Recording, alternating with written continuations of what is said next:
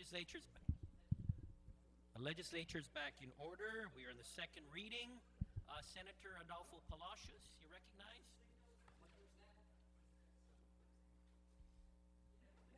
Bill number 65. Oh.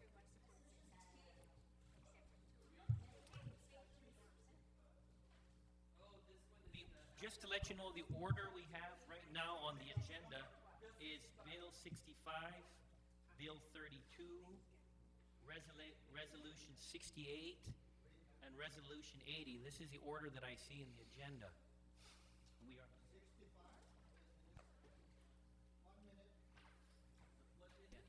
So with that, we are in the second reading, and again, we are now on Bill 65. Senator Adolfo Palacios. Thank you, Mr. Chairman. Mr. Chairman, we're on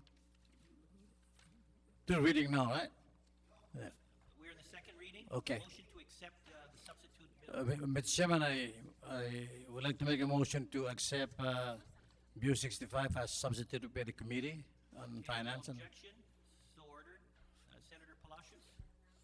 now I'd like to make a motion to place Bill 65 on third reading for purpose of discussion. So you like to move to place Bill 65 as substituted by the committee on the third reading. Would Yes. you care to discuss? Yes, I'd just like Senator to Palacios. give a brief. Let me just give a very brief background as to why Bill 65 came about. Actually, there are three items that Bill 65 proposes to address.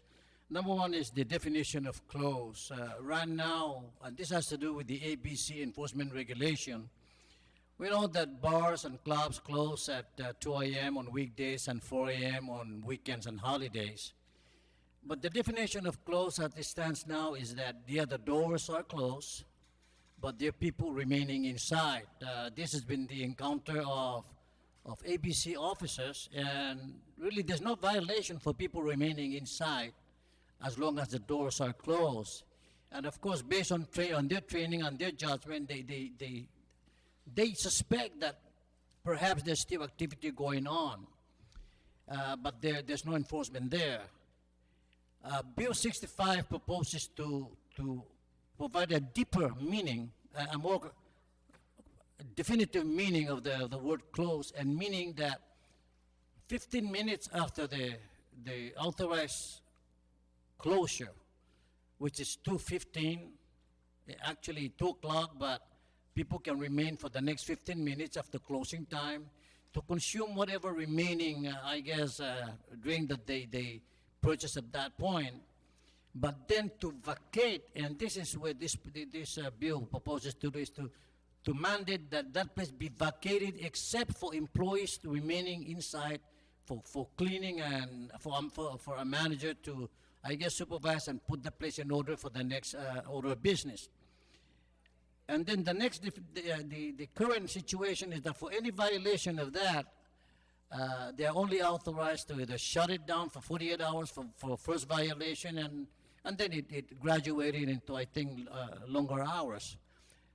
The shutting down, in lieu of the shutdown, Bill 65 proposes to, instead of shutting down where everybody loses, the business loses, the employee would have to take off for the next 2 days, not employed, and then of course there's no revenue coming, that a monetary fine be levied on the business, and this is of course to be levied through citation by the ABC regulators.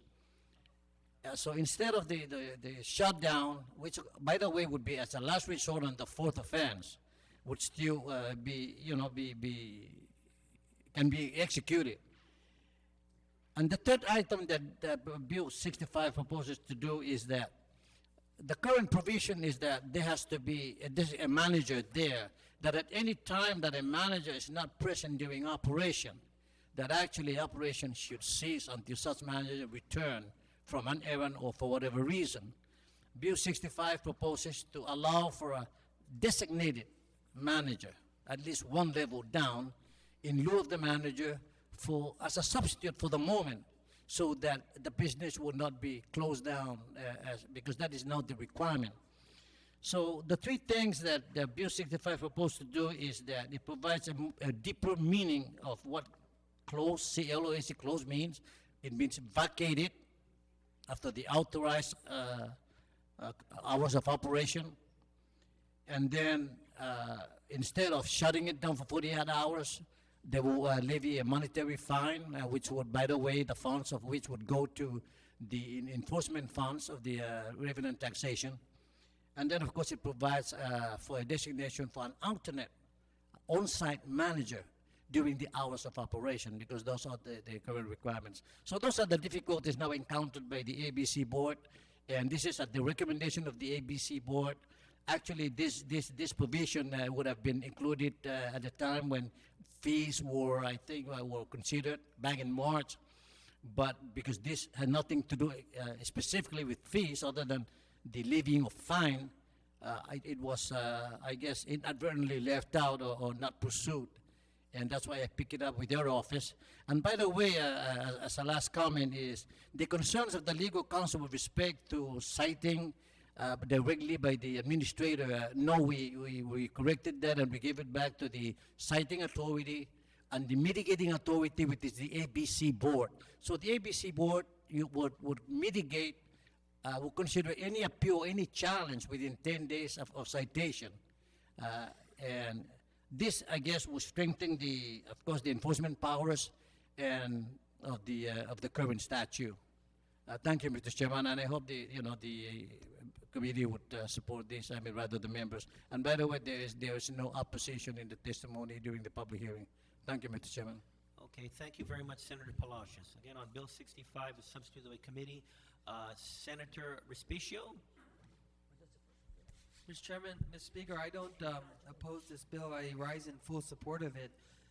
But on page 4, line 3, where it says, all funds generated as a result of the fine or penalties imposed herein shall be appropriated by Legislature in Guam, this to me implies that it's an automatic appropriation. So my amendment will be then on line 3, after the word be, add in the word subject to appropriation by Legislature in Guam.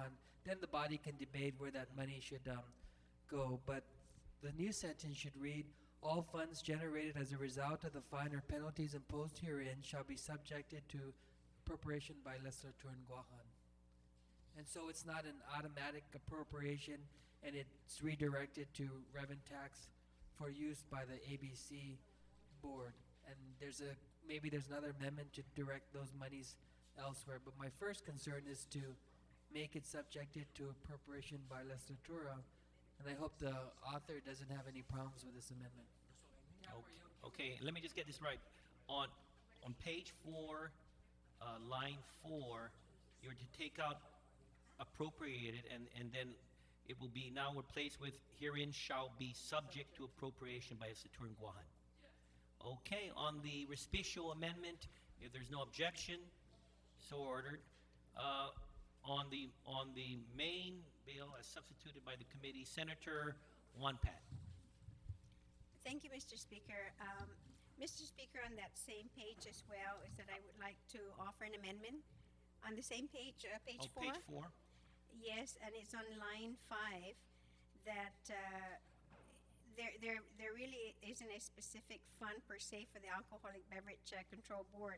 I would like to delete that and have the fines or penalties go to the Better Public Service Fund, and that's within the Department of Revenue and Taxation. Okay, I'm sorry, where would you put that? Line 5. Line 5. Used by the Better Public Service Fund. By the Better Public Service Fund. On the Wanpat amendment, Senator Shimizu. If the author of the amendment will yield. What is the question, Senator? The question will be this. The Better Public Service Fund. Better Public Service Fund. It's a special fund within the Department of Revenue. Because I know in the last budget, I know, like, the Board of Accountancy, special funds of this. but I've not heard of where, or during the last budget, I've not seen anywhere or for a better public service fund. Senator, would you care to yield to the question? Senator Wampat, would you yield? As far as I know, is that yes, it was in the last budget hearing. I mean, public budget bill, where that particular fund was. I mean, it wasn't created then, but it does exist. And this Better Public Service Fund is used by the Department of Revenue and Taxation to upgrade technology, to better serve the public, to provide additional training for their employees as well. So, and it's a fund that exists within the Department of Rev and Tax, and that's why we felt that, I felt at least, that it would be put to better use. There is no specific fund for the ABC board at all, and the use of it, so it doesn't exist. So, and how they're going to use it, that hasn't even been established yet. Okay, does that answer your question, Senator Shimizu? Yes, it is. The other part of the question that I would have is, what are the sources of these funds within revenue and tax? Percentage of the fee, well, maybe. So all fees that are levied by Department of Revenue and Taxation are put into this Better Public Service Fund. That also includes fines, because if I look at the author of the bill, this is really a fine that is imposed on the operator or the licensee for violations of the ABC laws and inspections, and each fine is $100. So the amendment is saying that we put that into the fines now. It's not only fees, but also fines will go into that public service funds. But it's, as I read the bill, it appears that the intent was to be given to the ABC board, the Alcoholic Beverage Control Board, and that's not necessarily for the staff per se. It's up to that board how to decide, where that's going to go. So if this amendment prevails, then it does not go anywhere to any fund dedicated to the ABC board. It goes into a general fund of revenue tax, and that will be used for general. Which leads me to another question: who decides the expenditure of that public service fund? Is it the legislature? So, Yeah. Again, would you like to refer the yes, question to the author? Senator, yes. Would you So yield in to other the words, question that by the public senator? service fund is not an automatic thing that goes to the department. It still has to come back to.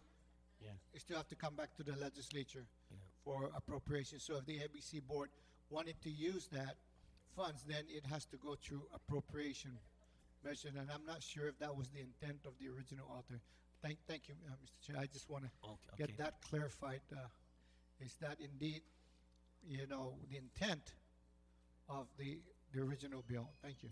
Okay, thank you very much, Senator Shimizu. Again, on the one-pat amendment, if there's no comment, no objection, amendment carries. We are now on, again, the main bill as substituted by the committee.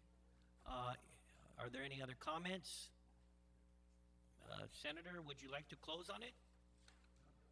If not, then if there's no objection to the motion to place on third reading, so ordered.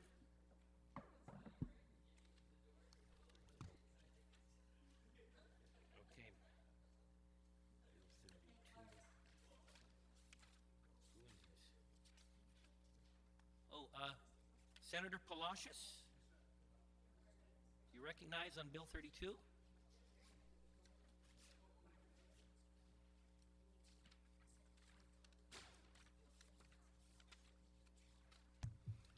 Thank you, Mr. Chairman.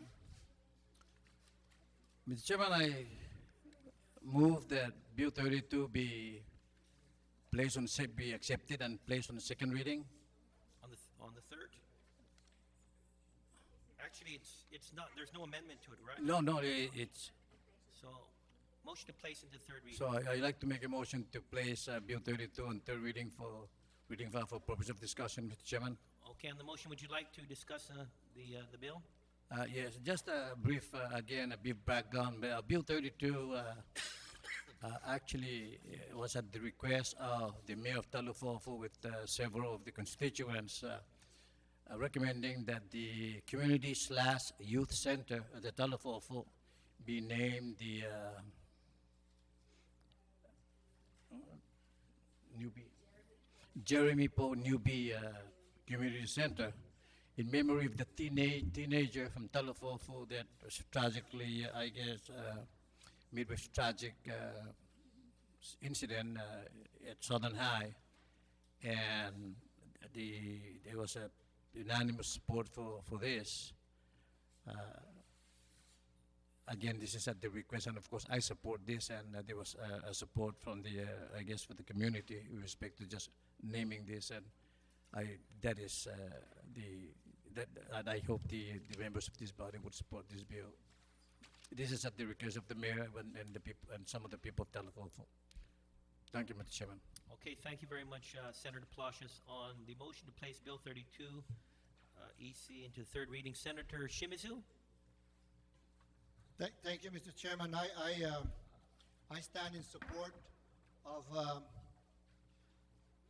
Bill 32 to memorialize and rename the community center to Jeremy Poe Newby Community and Youth Center. I think it's right and proper. It came from the village, and if the good author, Senator Palacios, would not mind, I would like to be second co-sponsor to If this. there's no objection, Thank you very much. so ordered.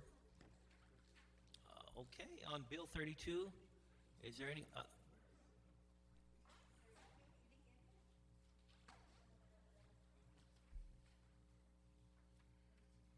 does everybody have a copy of Bill 32?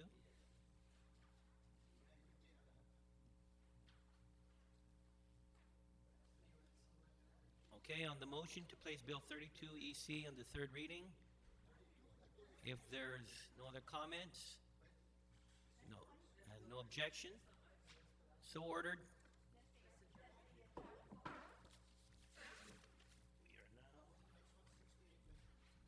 We are now in resolution number 68, and that is.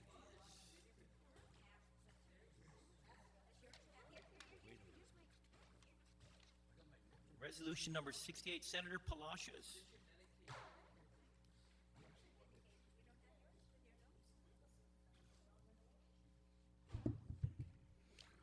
Thank you, Mr. Chairman. Mr. Chairman, I would like to make a motion to place Resolution 68 on second reading file, resolution as amended by the author, be accepted for second reading. Okay, no objection, so ordered. Continue, Senator. I would like to make a motion, Mr. Speaker, to place Bill 68, which is a substantive, rather, Resolution 68, which is a substantive resolution for consideration by the body, be placed on third reading for the purpose of discussion. Okay, please continue, Senator. Mr. Chairman, Resolution 68 was heard, in fact, 2 times in the morning and in the evening, so that there can be greater participation, and in attendance were the 3 co-sponsors of the bill as amended. Essentially, the resolution is requesting the United States government to recognize and extend the benefit of Medicare coverage to Medicare eligibles who receive medical services in the Philippines, notwithstanding that they are not referred there or that the emergency did not occur there. During testimony in public hearing offered by retired Congressman Robert Underwood, a U.S. citizen or a recipient of the Medicare living, for example, in Canada or in Mexico, which is contiguous to the United States, should they need medical attention on an emergency basis occurring outside of the United States around that area, Medicare will apply. Here in Guam, I checked with the Public Health and Social Services, and the only time that Medicare would apply for services rendered in the Philippines, two things must occur, and that is, the first is that the emergency has to occur here, and then there has to be a certification by a physician that the services cannot be rendered here. And so what about those, the idea here is that we have people now who are eligible to receive Social Security and Medicare who have decided to go back to the Philippines and remain there with their family after working with, I guess, with the United States government, with Guam. They are entitled and they receive Social Security, but they cannot benefit on Medicare because they are there. And should they suffer, or should I be there, for example, just on a medical check, and then they discover that I need further treatment and I need immediate treatment, that it would not apply. I have to come back here and be certified here and then go back there, and then it will apply. So this is essentially saying that could we dispense of that, and then if it occurs then it's an emergency, and if it would have been approved, if it had been referred from Guam to there, then we're asking the United States government if Medicare would apply under their circumstances. The emergency occurred in the Philippines. The Philippines is the next best place, I guess, from Guam. It's less expensive to go there. It's about half the price as compared to the airfare going to, I guess, to the mainland, to Hawaii. Shorter travel time. Everything is good about going there. I mean, the services, of course, would have to meet, and the facility has to meet the requirements of Medicare. And right now we have JACO accredited facilities over there. St. Luke is one of the most popular, and we all go there. I mean, our speaker go there. And so there's no question as to the quality of service.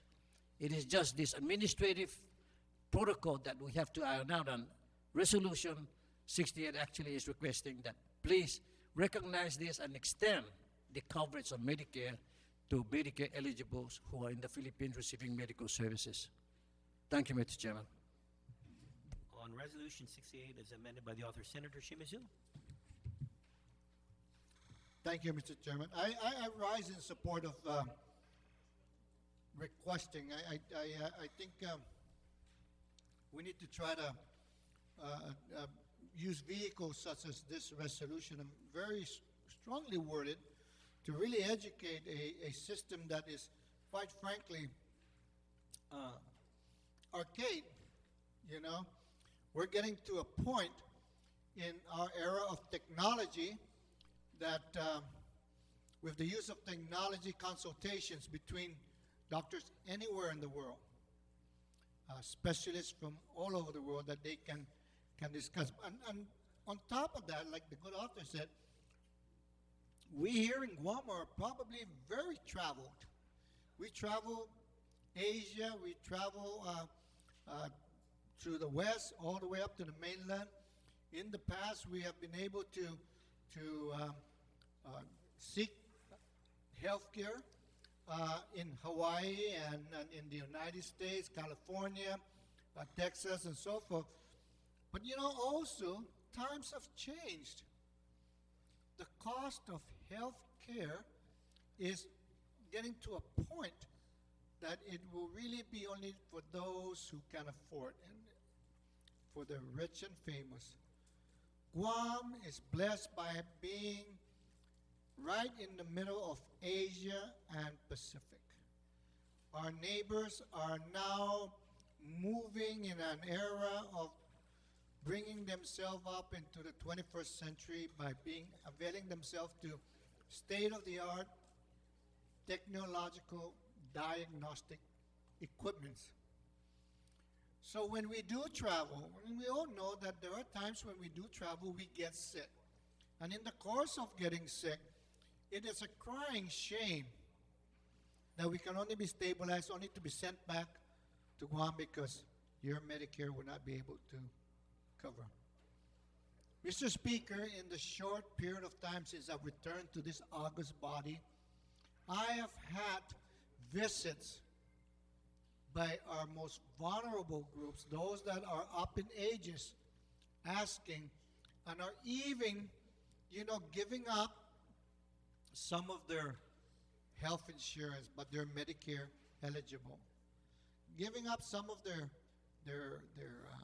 health care because they can't afford it and they depend on the Medicare. Only to find out now that if they go and they travel and something comes up, they won't be able to be covered by Medicare for a long term. But they'll take care of maybe immediate emergencies. But after that, and that emergency period is up, the funding source is cut. And I really honestly believe that we need to educate because the system is reeked with protectionists. They don't understand, this part. And they'll probably only understand not only if it's a cost-saving measure or it's something that will be able to improve the quality of care at an affordable rate because we're closer to Asia Pacific healthcare facilities. And it makes more sense. But however, if somebody from the United States, the continental United States, because we are part of the United States, do travel and are Medicare eligible, and God forbid, they have a catastrophic condition that was detected. I think we all know issues such as brain surgery, open heart surgery, liver disorders. This can be quite catastrophic, and probably more so when people who have chose to give up their health insurance because they can't afford, because they are on fixed income. And I applaud the good author that this resolution is being adopted, and I'd like to be the fourth co-sponsor if the author does not object to this. If there is no And objection, No objection. so ordered. Thank you very much. And I want to commend them, but I think we should also, at some point in time, follow up with a letter with our own Congress lady to champion this resolution. We have her. She is our representative in the halls of Congress. She has very strong relationship with the speaker. And I hope that she will hear a little bit of my foundations in terms of being proactive and taking not only this resolution, but the resolution to come later, to take it and even introduce legislation. Because right now, all Americans are clamoring, especially as a result of the movie Sicko. The system is sicko. And this is just one of this. And we are Americans out here with very unique and very, very, very unique healthcare needs that is probably far greater than most parts of the United States. So, Mr. Speaker, I want to applaud the good author, and I'm sure that this resolution will pass. And then also in it, we would just make sure that we ask our delegate to follow through. And with her level of influence, I have no doubt that it will be able to make some impact. Thank you. Okay, thank you very much, Senator Shimizu. On Resolution 68 as amended by the author, Senator Blas.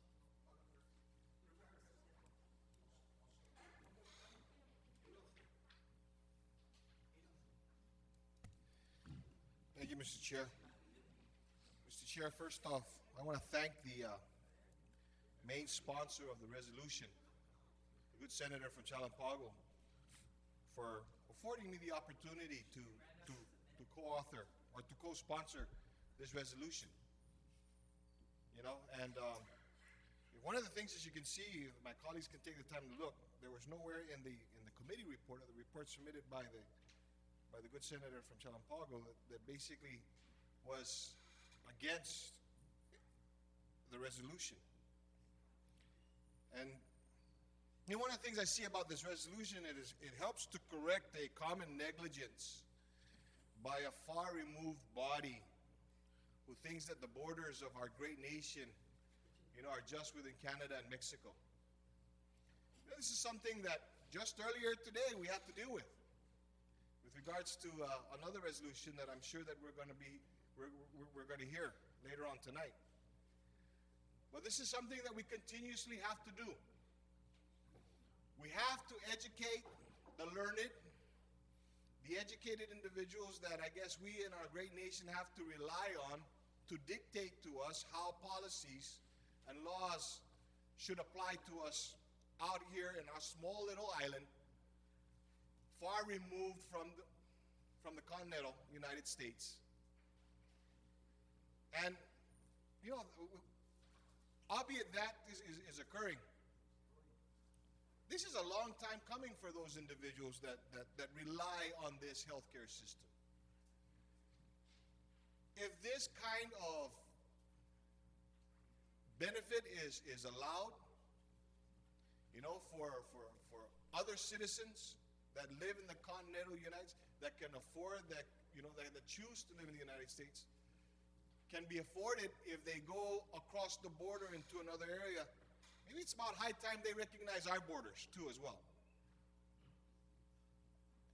And this resolution is but one of, I would say, many mechanisms that we would have to continue to provide to those members in the halls of Congress, 10,000 miles away, to please recognize that we have loyal, patriotic, committed citizens that live out here, that have served to protect the democracy and the freedom that we enjoy today. And that something as simple as this is but a small gesture. I don't think it's going to hurt anybody. You know, if this resolution were actually considered and they actually did take this into account and did pass this as a result of this resolution. It's not going to hurt anybody, but it's going to help a whole lot. So with that, Mr. Chair, I stand in full support of this, and I humbly ask and request my colleagues to do likewise. Thank you. Okay, thank you very much, Senator Blas. On Resolution 68 as amended by the author, Senator Respicio. Thank you very much, Mr. Speaker. Mr. Speaker, I too rise in full support of this resolution, and I want to commend the author for bringing this kind of Medicare benefit to have that extended to be used for those individuals who require treatment in Manila. So we all know that Medicare is available for some of the Medicare, for all of the Medicare benefits rather, provided it's emergent care. And this is one of the discussions that came up when I attended the trip to Manila, where I went with the mayors on my own to try to support them, and this was one of the issues that they fought really hard. The folks we met with at St. Luke's certainly said that it'll be a win-win even for the United States government, because the cost of medical care in the Philippines is much cheaper, and the quality rivals any U.S. Standards, what's contained in the committee report. I want to commend Senator Palacios particularly for having not only a good resolution, but also having a committee report attached to this resolution, and then going through it, there was one individual who testified, Mr. Pat Duque. He expressed concerns that on page 2, including the words Guam residents and U.S. citizens, he feels that some Medicare recipients are non-U.S. citizens and believes that this language may discriminate against those who are non-U.S. citizens. So his recommendation, I spoke with the author about this. This is page 2, line 17. Should rather read Guam residents or U.S. Medicare members who are eligible Medicare beneficiaries, because we all know, Mr. Speaker, that you do not have to be a U.S. citizen to be able to be eligible for Medicare, provided you either have the 40 quarters or you can afford the monthly premium. So my first amendment is to delete the words "and U.S. citizens" and to replace it with "or U.S. Medicare members." So it's more encompassing. Okay, and if there's no objection, so ordered. Thank you, Mr. Speaker. The other suggestion that this individual made is to keep, if you kept the phrase also on that same page, "in compliance with Medicare program requirements," he suggested it be deleted because keeping it in the resolution believes will complicate matters in what this resolution hopes to achieve. So on line 19 and 20, it should just read, "and healthcare services in medical hospitals and facilities of their choice," semicolon, particularly to include medical facilities in the Philippines. So to delete the words "in compliance with Medicare program requirements," I don't see it as objectionable. I hope the members of the legislature feel the same. Okay. On the amendment to delete "in compliance with Medicare program requirements," is no objection? Because that's already implied. So ordered. They have to, yeah. Thank you very much, Mr. Speaker.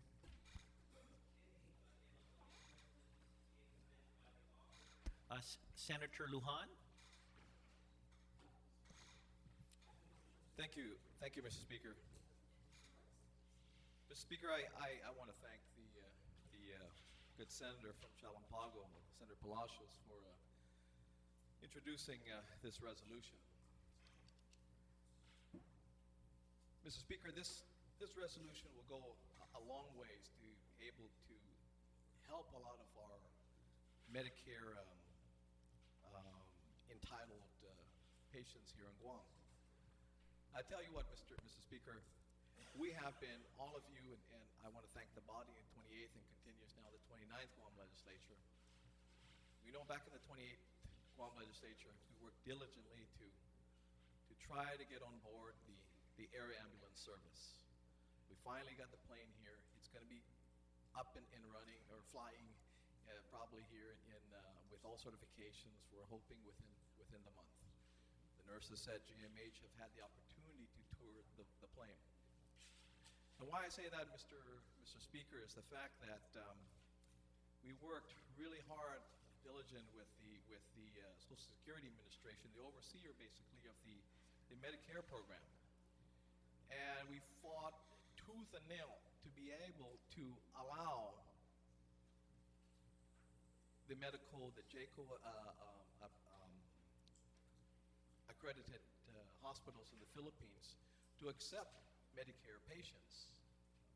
And as we know, again, based on Medicare coverage outside the United States, it's the closest reasonable JACO accredited hospital basically outside the United States. Now we fought tooth and nail to be able to have the hospitals that are accredited to be able to take Medicare patients. The thing in dispute now, Mr. Speaker, is the fact that because of Alaska and Mexico's facilities being able to be utilized by patients from the United States, there is a cost difference. We know that patients can drive across the borders, border from California to Mexico, border from the United States to Canada. So their calculation, their fee calculation is based on those two countries. And when we say we have a unique situation here because they would allow us But there's a cost difference because we can't just drive to Manila. We have to fly. It's an international flight. Although it's 3 hours, it's an international flight. So the discussion now is the fact that, yes, they would pick up the tab, but though they're going to only pick up the tab that's relevant to either Mexico or Canada, equivalent. Not taking in mind, we know that they can fly, they can drive to Canada, they can drive to Mexico, and a lot of times in emergency situations and the hospital is closer to Mexico, closer to Alaska, there's a life flight helicopter. Well, we can't take a helicopter either. So there's a dispute in that. There's a discussion in that. This resolution will go a long ways to help in that as well. That argument that we've put before the Social Security Administration, again, the overseer of the Medicare program. We've had obstacles after obstacles in regards to this whole scenario in our air ambulance situation, Mr. Speaker. But we want not only, again, for emergency situations, we know that medical costs in the Philippines is very reasonable. Very reasonable. And where a lot of our patients before could not afford medical care, now there is an affordable place that they can go to. Our insurance companies recognize that. And so with that, Mr. Speaker, one additional thing that the air ambulance has added to its fleet basically is that because of the traffic from the airport in Manila, they have contracted a helicopter ambulance service to be able for the patients that come from here, their trauma patients, once landed in Manila, will be now transferred from the airplane to a helicopter ambulance directly landing at the hospital to alleviate that traffic. And we know, although the hospital may not be too far from the airport, it could be hours away in traffic. And so those are the things that we worked out. And again, I want to thank the good author of this resolution. This resolution not only recognizes that fact, that reasonable health care that we know can be had in the Philippines, more on the JCO accredited hospitals. It also goes a long ways, again, in our discussions and our back and forth to solving, again, the situation in the cost of to be able to provide the emergency service for the needed service, the long-awaited service we had for the air ambulance. And I want to again thank the author for this wonderful resolution. Thank you very much. Okay, thank you very much, Senator Lujan. Senator Palacios, care to close? Or? Oh, I'm sorry, Senator Pangilinan on resolution number 68 as amended by the author.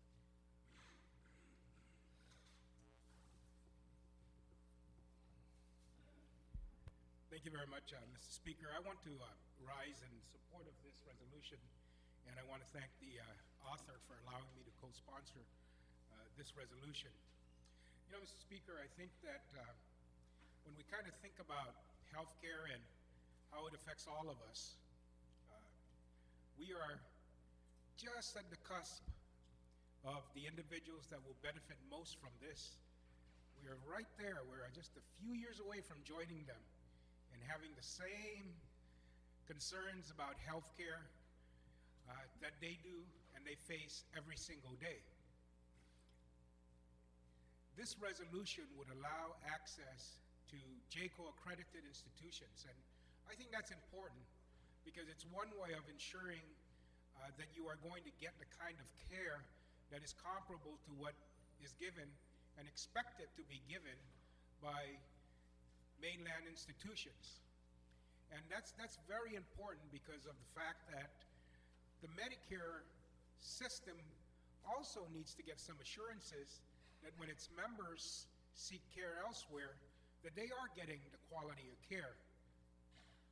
Just this past week, I was reading an article in Newsweek that compared surgeries for typical procedures that are typical nowadays, unfortunately, such as a heart bypass between Singapore, United States, Philippines was not part of it, but I think the Indonesia and India itself, and I think one for European country. And a typical heart bypass, for example, cost about $100,000 in the United States, or $60,000.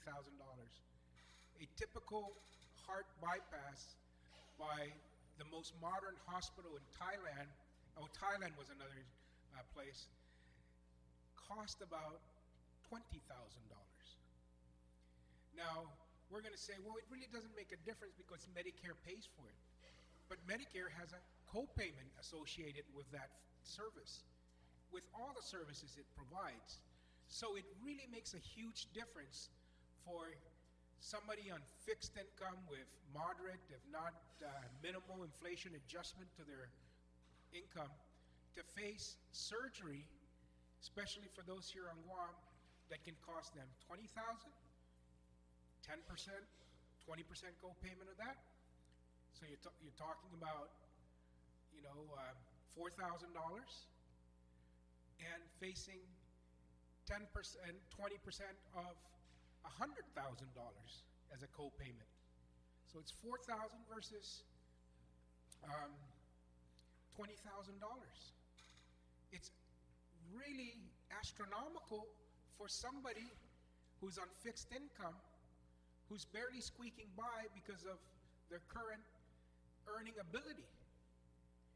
And so what this does is expands the universe of available health care to those that have the money can go elsewhere. Believe it or not, Mr. Speaker, people in the United States living there, those who have the money go to Thailand. Those who can afford the $70,000 for bariatric surgery or something for that effect, instead of having it in the United States, go to Thailand to get the procedure because they want to save money. And you're talking about people with 6-digit income. It makes that much more sense to them. How much more sense does it make for somebody who's earning $20,000 a year? Or if you're a Guam retiree looking to a COLA payment, you're earning $10,000 a year or $12,000 a year, and you're facing surgery that can cost your entire year's salary for a co-payment. So I think that the people or the Congress, the administration, within the Social Security Administration and Department of Health and Human Services know about these things. I mean, one of the biggest debates in the U.S. over the last 5 years have been the cost of prescription drugs. And Congress has stepped up and said two things. We're going to allow individuals to buy prescription drugs from Canada. The same drug that is patented by a U.S. company and sold in the United States, shipped out to Canada, we're going to allow him to go buy it in Canada and bring it into the United States. Because in Canada, a 1-month supply of Lipitor, for example, will cost you $15. A 1-month supply of Lipitor in the United States will cost you $135 with the senior citizen discount. So healthcare has joined the global world with regards to knowing no borders anymore, no geographical borders. And I think insurance, which is the basic element of Medicare, should follow that model of no insurance, no borders, no geographical borders, that the only border it should have would be the quality of care that is available to you, whether it be in Thailand, the Philippines in our case, and so forth. The the business week card I was referring to, Mr. Speaker, is entitled Medical Meccas. And hospitals around the world are drawing new patients with top-notch doctors, high-tech equipment, and low cost. And there are 10 leaders in their field, Mr. Speaker. And it's a very, very interesting article. And having worked with healthcare, I've always been kind of following, the healthcare developments in terms of not only the science of healthcare, but the financing of healthcare. And so I continue to do that, and I think that's, to me, what has really grabbed my interest in here, because the financing of healthcare absolutely impacts the quality of life for our people. And there's no reason at all why we shouldn't be pleading this case with the Department of Health and Human Services. I am only hoping that we would not have to go as far as requiring congressional action, that with this resolution and our Congresswoman pleading our case in Washington, that we can actually make and impact the administrative mechanisms to have this change made. We know it can be done administratively, and we hope that they'll be responsive to the needs of elderly Americans wherever they may be living, in giving them access to quality health care at a reasonable and affordable rate. And if this resolution gets heard in Washington and action results as a transmitter of this resolution, then we're not only helping our Manamcos in Guam, but really we will be helping all Americans on fixed income, opening doors and pulling down barriers to quality health care at an affordable cost. Thank you, Mr. Speaker. Thank you very much, Senator Pangilinan. On Resolution 68 as amended by the author, Senator Tina Rose Muñoz-Barnes. Mr. Chair, and Mr. Chair, thank you again for giving me the opportunity to speak on behalf of Resolution 68. I'd like to congratulate the author for introducing this resolution, and if there's no objections, Mr. Chair, I'd like to ask the author if I could also be included in this resolution. If there's no objection, so ordered. I thank you again, and thank you, Mr. Speaker, as I look at how many years our community, our Congresswoman who says she's been working on this since 2003, our mayors who work closely with our medical society, to work closely and bridge and network with our Pacific region neighbors in hopes that the entitlements of Medicare can be extended to our U.S. citizens. I read in one of the resolutions that also inclusive on some of the limited reimbursements is the TRICARE health plan, which is also a part of the Armed Forces Military Force program, medical and dental program. And I have to believe that with that on hand and with that recognition that working closely with our congressional delegate and her continued push, that the entitlements that our Medicare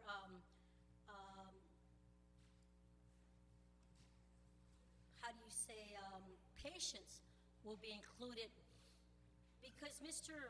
Chair, Mr. Speaker, it's important to know that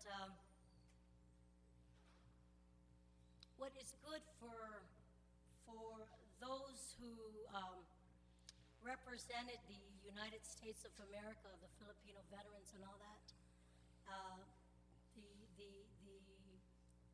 those who reside in Guam who are also of Filipino descent and who qualify for that, they also should be entitled to this, and it's only fair. And if you can see that a health plan, a health insurance program that is supported, approved, and operated by the military, then this gives me hopes that our federal government can look into including all of us. And I really support this, and I said I was going to keep it brief as I share all the sentiments with my colleagues, and I just know that hopefully, since we've been on this since 2003, 4 years running, that we will soon have a very positive resolution from Congress, and that this resolution and the efforts here will be accepted. So thank you for giving me this opportunity. Thank you very much, Senator Tina Rosemary Barnes. Senator Palacios, would you like to close? Okay, so on the motion to place Resolution 68 as amended by the author into third reading, if there's no objection, so moved, okay. We have the last of the Mohicans, Resolution number 80, Senator Gutherts.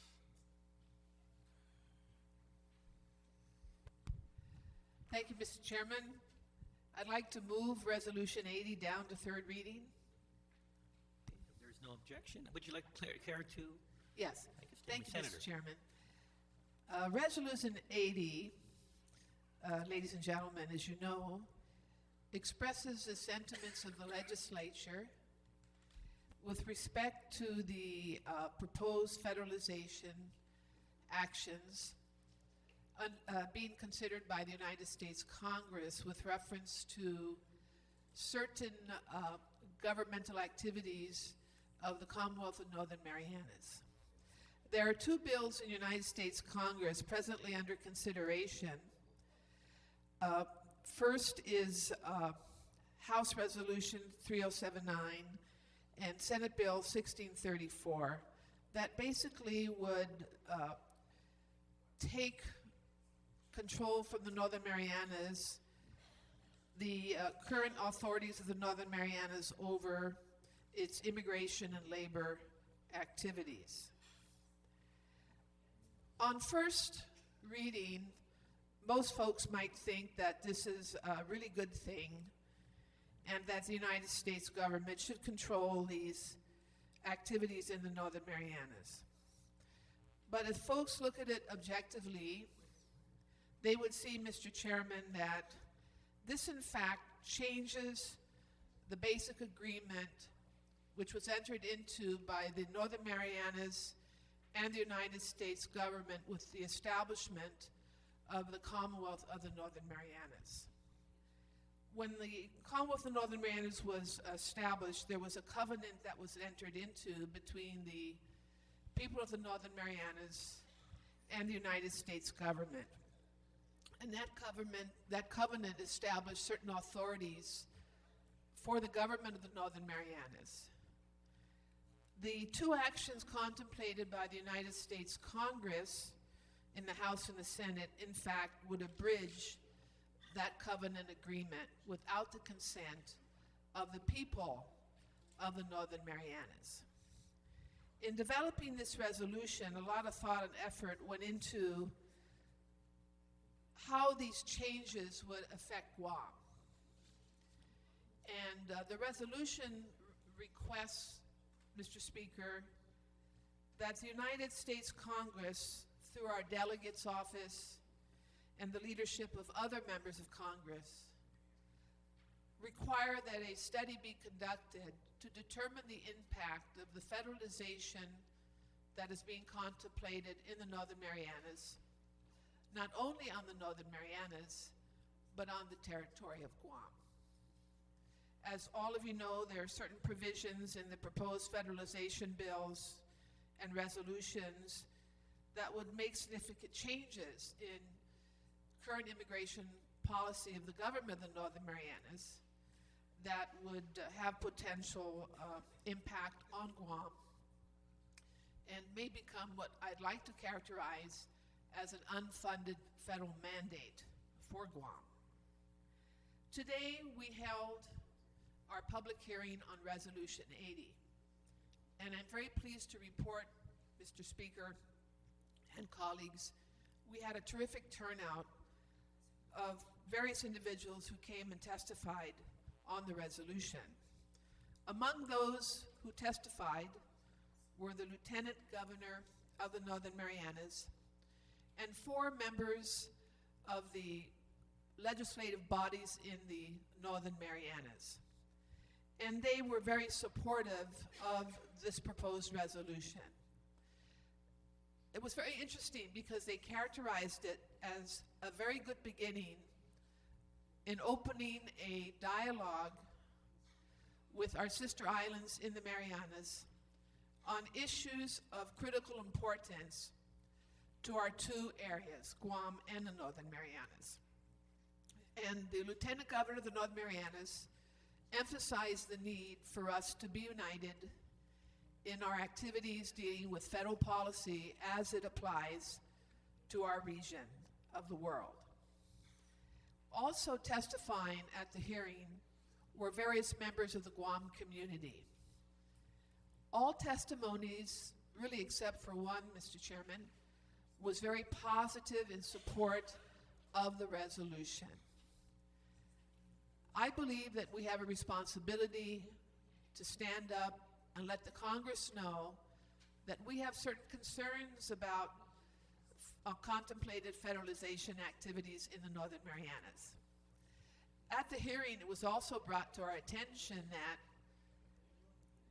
because the United States government entered into an agreement with the Northern Marianas in 1979, and it appears to be abridging that agreement with the contemplated congressional bills being considered in the Congress, that the same thing could happen to Guam in the future as we enter into agreements with the United States government, particularly on questions of political status.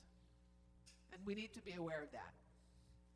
So I ask my colleagues, and I thank my colleagues who've already signed support for this resolution. I thank them for doing so.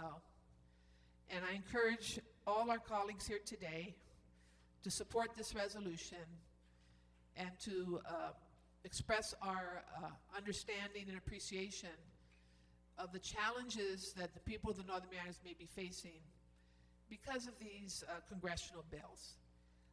Unfortunately, there's been no consultation at all with Guam on these proposed congressional bills. But I do want to report to you, Mr. Chairman and Acting Speaker, that when Congressman Christensen came to Guam recently and brought other congressional members with her and held her hearings on Guam, I first raised the concerns of the pending federalization legislation in the Congress in terms of how it would impact not just the Northern Marianas, but Guam. And I asked her at that time, and I urged her and her colleagues then, that they need to do an appropriate impact study before they act on the federalization bills.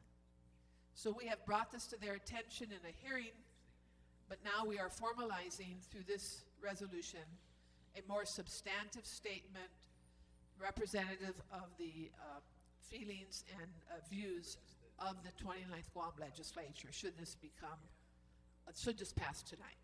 Thank you very much. Thank you very much, Senator Guthertz, on resolution number 80. Senator Pangilinan. Thank you very much, Mr. Speaker. Mr. Speaker, I rise in support of the resolution, maybe from a little bit different perspective in terms of how it affects Guam, and not necessarily how it affects Guam today, but how it affects Guam tomorrow. The Northern Marianas Islands used to be part of the trust territory of the United States for all the Micronesian islands that was given under the jurisdiction and oversight of the administrating power of the United States after World War II through the United Nations as a transitional phase for these non-self-governing territories within the world were basically doled out to different administrating powers. Britain, all the victors, all the successful muscle, you might want to call it, after World War II, and those that were on the part of the United States and its allies during World War II, basically dealt out these far-flung territories under the powers of the Security Council under the jurisdiction of the Security Council members of the United Nations. And they were all tasked, of course, with helping these jurisdictions develop themselves and give rise to democracy in the different areas. Britain got its territories. Not Japan, but Australia got some territories. And the other members of the Security Council basically got some territories. And the United States retained the United States Trust territories. And through the years, of course, the United States administered these jurisdictions and then continued to move these jurisdictions towards self-determination. The Northern Mariana Islands were the first of these trusteeships under the United States to invoke its self-determination process of those that were located in Micronesia. And they voted through their self-determination plebiscite to become a part of the United States and entered into negotiations with the United States of their political status.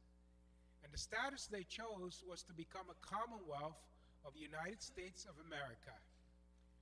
And they solidified that choice in a defined relationship called a covenant between the United States of America and the people of the Northern Mariana Islands.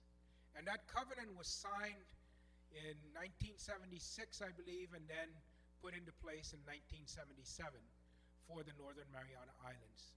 And they became known to the world as the Commonwealth of the Northern Mariana Islands in union with the United States of America.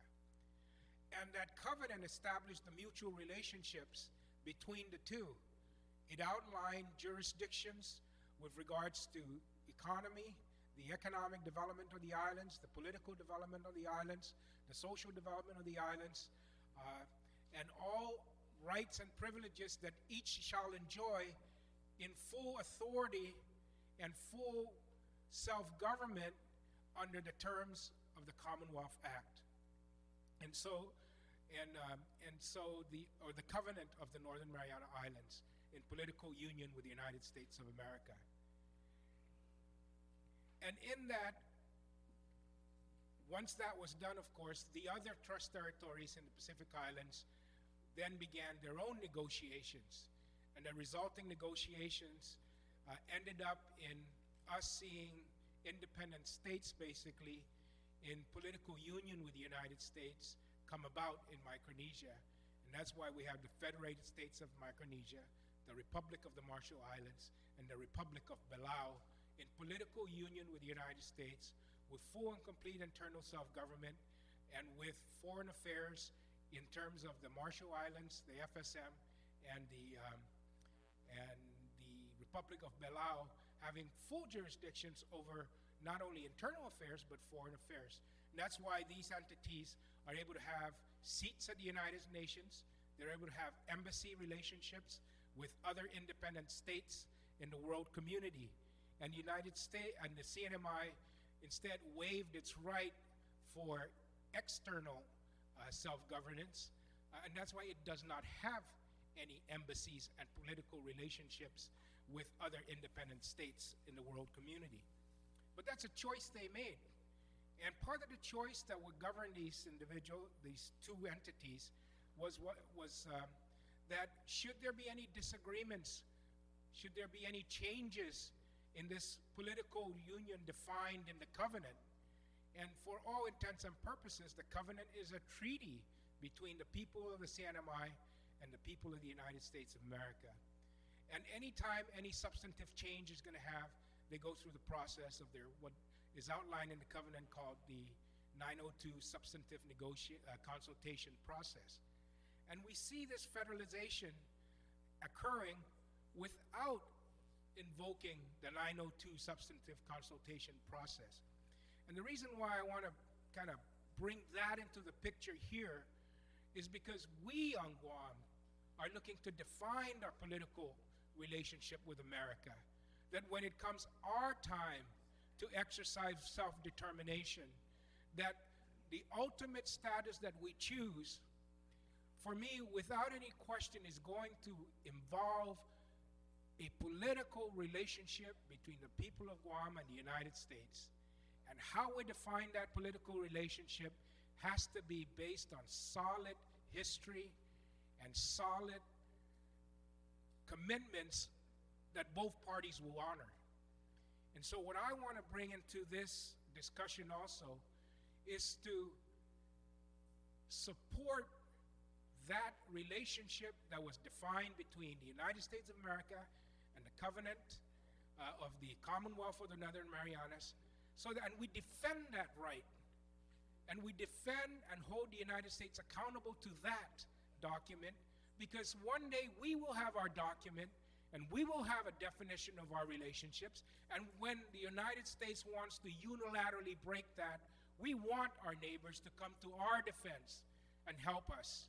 We want the United States to show the world that it will make its commitment whole, not only to its allies in the world community, but even greater obligation to do so to its own residents who have blessed a relationship through a definition of a political document that outlines the obligations of each. And so, Mr. Speaker, what I would like to do is amend or propose an amendment to this by adding an additional resolve clause.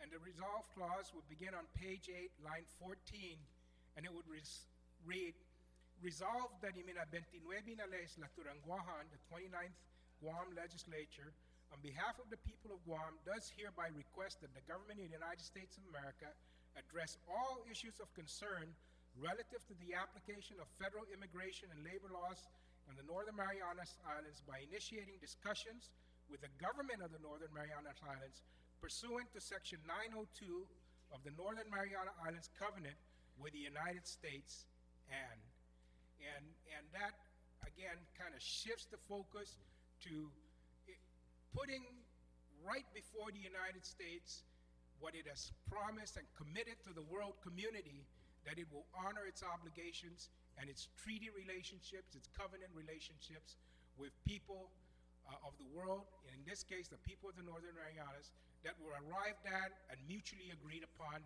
with free will and with all thought. And so I would like to present this. Has that amendment been written down? Yes, it's written down. Okay, okay. But with that, if it's been written, if there's no objection to the amendment, so moved, so ordered. Senator Panglin, anything else? No, that's it. Okay, thank you very much, Senator Panglin. Again, on the main resolution number 80, as amended, there's no other comments.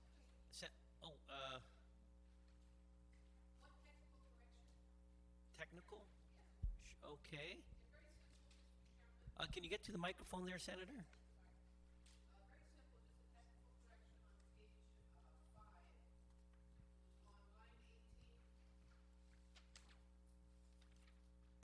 After the word because on line 18, please remove the word of, O-F, of. Okay. Line 18, after the word because, remove the word of. That's a technical error. Okay, if there's no objection. Okay, so move, so ordered. Okay. Okay, again, on the main amendment, Senator, I don't think you want to close on it, or? Okay, so again, the motion to place into the voting third reading. If there's no objection, okay, so ordered. We have dispensed of all Senator Lujan.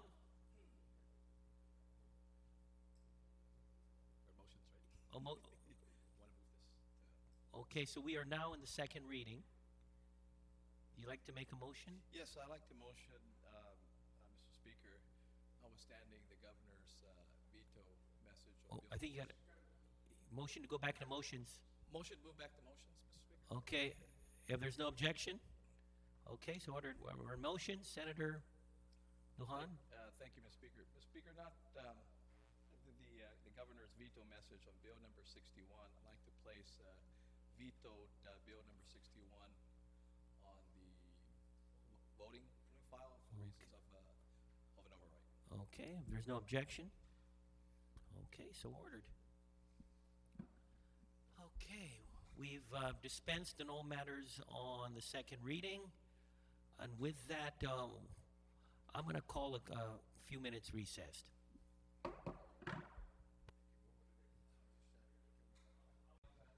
We are now in the third reading, voting file.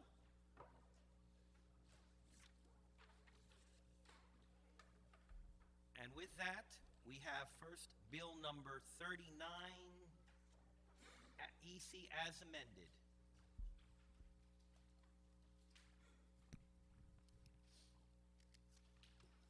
Bill number 39 EC as amended on the floor, introduced by Francis Shizaki, A.B. Palacios Sr., Frank F. Blas Jr., and others.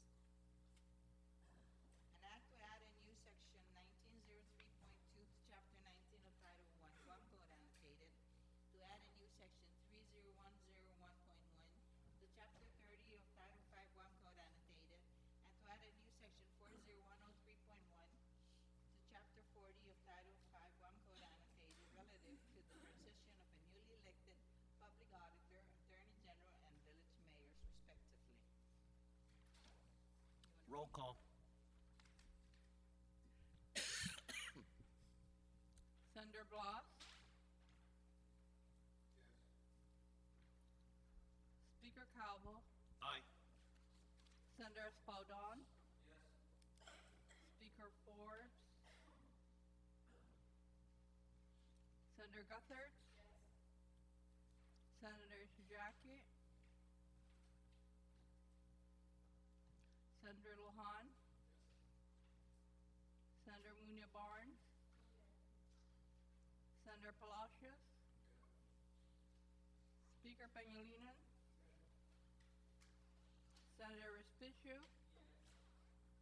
Senator Shimizu? Senator Tenorio? Speaker Ompinko? Senator Wampat?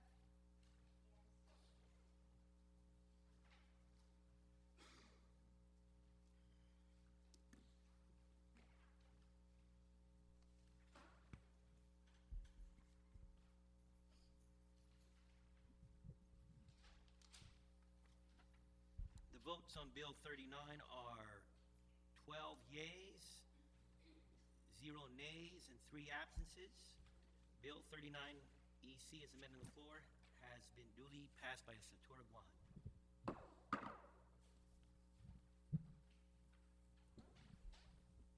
Bill number 41 EC as amended. Bill number 41 EC as amended on the Mr. floor. Speaker, just to note on Bill 41, on line 24, page 4, that should read hours instead of hour. Additional hours on weekends. Additional, okay, thank you. Hours, not Okay, just- for a technical Right. amendment. Okay, duly noted. Okay, we'll have legal counsel correct the correction. Thank you very much, Senator.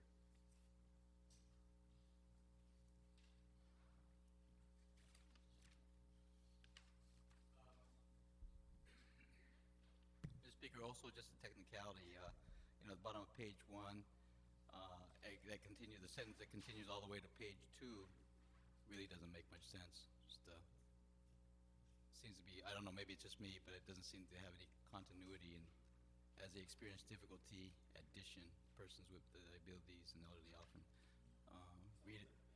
So just, just point of information. Duly noted.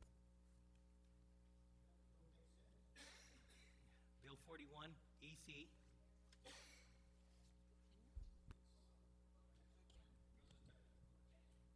Bill number 41 EC as amended on the floor, introduced by A.B. Palacios Sr., Frank F. Blas Jr., Edward J. B. Calvo, and others. An act relative to increasing voter participation through allowing for early voting by the people of Guam, and further requiring that sufficient public notification be provided in each election on the availability of such services through adding a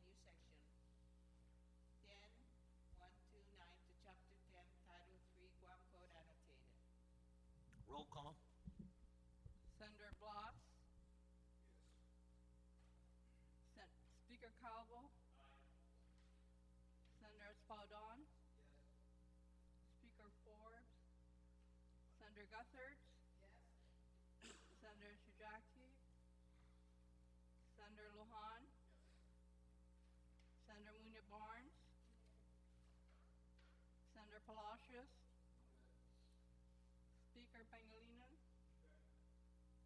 Senator Respicio. Senator Shimizu. Senator Tenorio. Speaker Mpinko. Senator Wampat.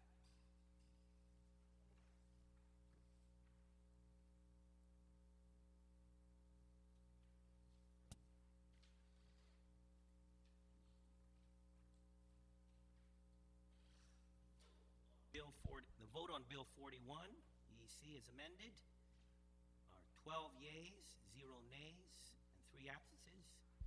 Bill 41 has been duly passed by Satur Guam.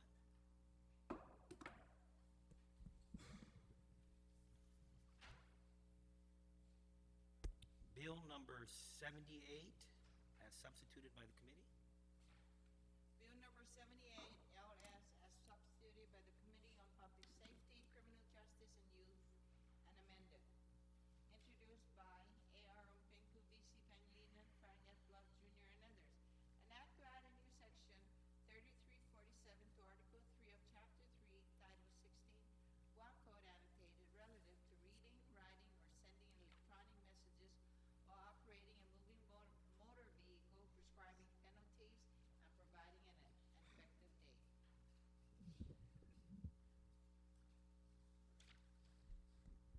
Roll call.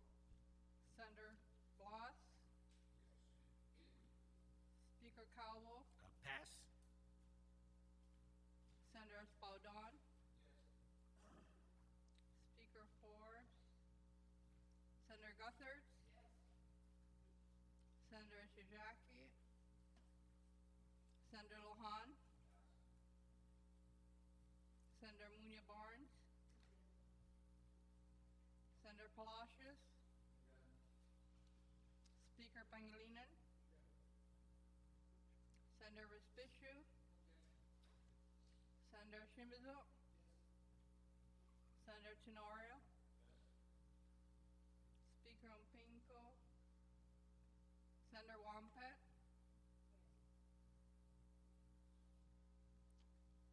Speaker Calvo. Aye. Senator Lujan.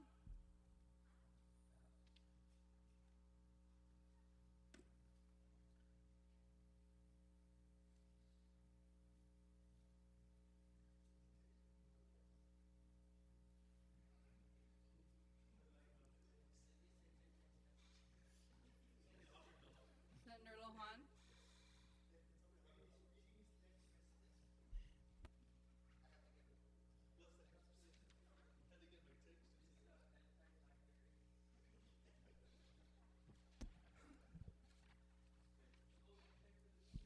The vote on substitute Bill 78 are 12 yeas, 0 nays, 3 absences. Substitute Bill 78 has been duly passed by Satur Guam.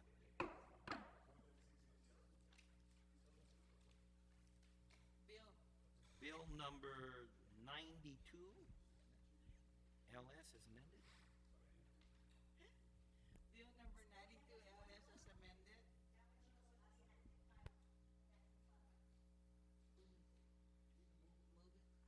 Mr. Speaker, I'd like to make a motion that 92 be placed in the inactive file because it was a part of the budget. Okay, and if there's no objection, so ordered.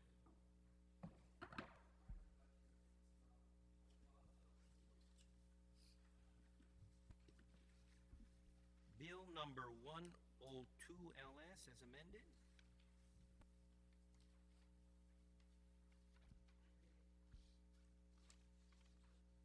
Bill number 102, as amended. Introduced by Ray Tenorio, Frank Shijaki, A.B. Palacios Sr., and others. An act to add a new section A0127 to Chapter 80, Title 5, Guam Code annotated, relative to reserving the Haganya Library parking lot for the exclusive use by library Roll call. Senator Blas,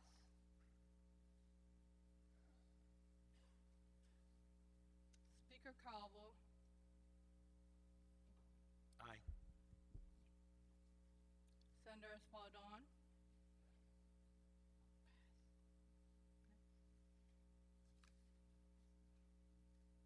Senator Espadon, Speaker Forbes, Senator Guthert, Senator Jackie, Senator Lujan, Senator Munia Barnes, Senator Palacios, Speaker Pangilinan, Senator Respicio, Senator Shimizu, Senator Tenorio, Speaker Ompinko, Senator Wampat,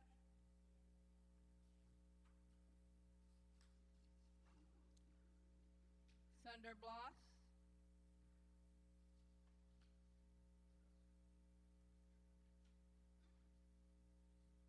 Senator Espadon,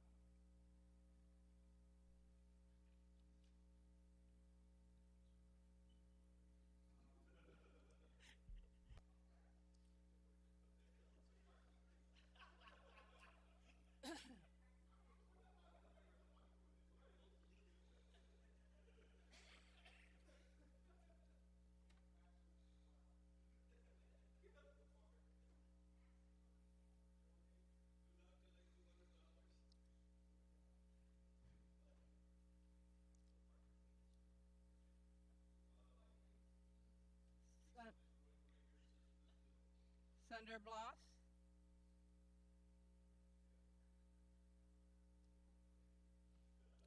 Senator Espadon,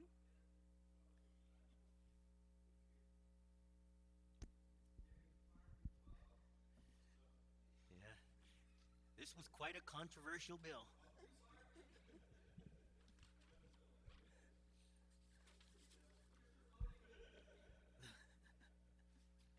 The, the vote on Bill 102 LS as amended is 11 yeas, 1 nay, 3 absences. Bill 102 has been duly passed by the Satura Guam.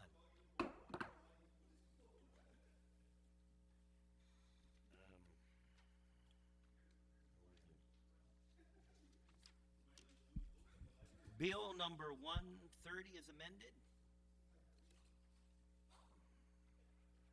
Bill number 130 EC as amended by the Committee on Judiciary, Natural Resources, Infrastructure, and Cultural Affairs, introduced by James V. Espaldon, Frank F. Blas, Jr., Edward J. B. Calvo, and others. An act to repeal and reenact Chapter 50 of Title 10 of the Guam Code annotated relative to the Guam Pesticides Act. Roll call. Senator Blas, Speaker Calvo, Aye. Senator Espadon, Speaker Forbes, Senator Guthert, Senator Jackie, Senator Lujan, Senator Munia Barnes, Senator Palacios, Speaker Pangilinan, Senator Respicio, Senator Shimizu, Senator Tenorio,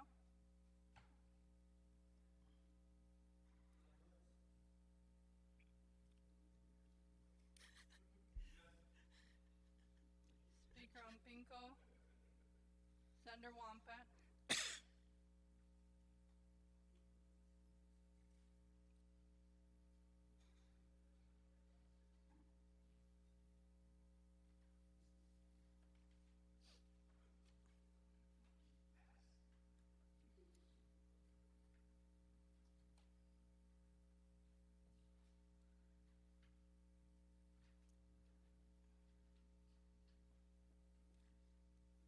I think she's.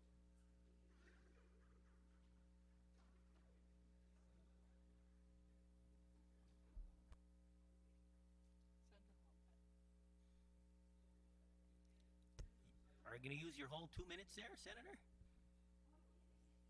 Oh, Oh, okay. Oh, I'm sorry, soft-spoken. I'm sorry. very soft. Very soft. The votes on Bill 130 as amended are 12 yeas, 0 nays, and 3 absences. Bill 130 EC as amended has been duly passed by Legislature Guam.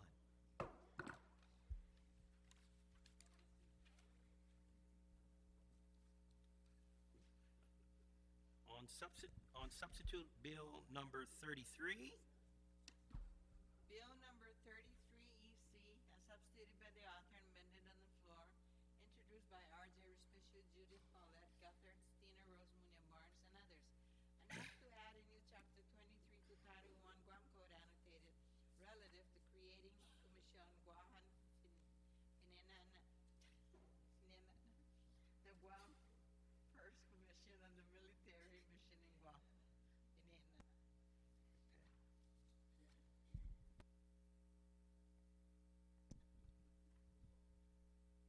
roll call. Senator Blas. Speaker Calvo. Aye. Senator Espadon. Speaker Forbes. Senator Guthert. Senator Tijaki. Senator Lohan. Senator Munia Barnes. Senator Palacios. Speaker Pangilinan. Senator Respicio. Senator Shimizu. Senator Tenorio. No.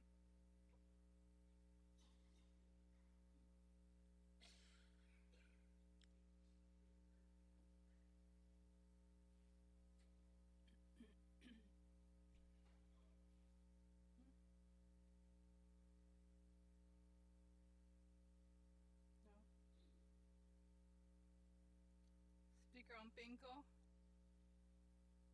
Senator Wampat.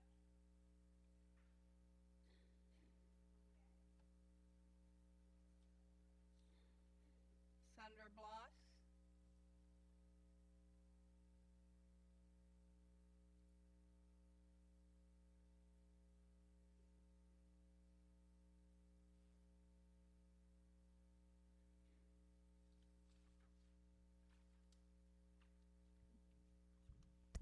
Okay, the votes on Bill 33 EC are 11 yeas, 1 nay, and 3 absences. Bill number 33 as substituted has been duly passed by Legislature Guam.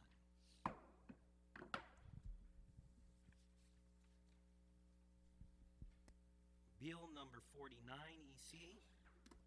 Bill number 49 EC as amended, introduced by R.J. Respicio, Judith Paulette, Guthert, Tina Rose Munia Barnes, and others. An act to prohibit the use of electronic voting machines by adding a new sub-item to section 2103 of chapter 2 and adding a new chapter 7103.1 to chapter 7, all of title 3 Guam Code annotated. Roll call. Senator Blas.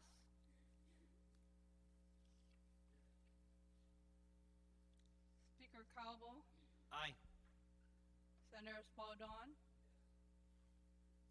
Speaker Forbes. Senator Guthert. Senator Tijaki. Senator Lohan. Senator Munia Barnes. Senator Palacios. Speaker Pangilinan. Senator Respicio. Senator Shimizu. Senator Tenorio. Speaker Ompinko. Senator Wampat.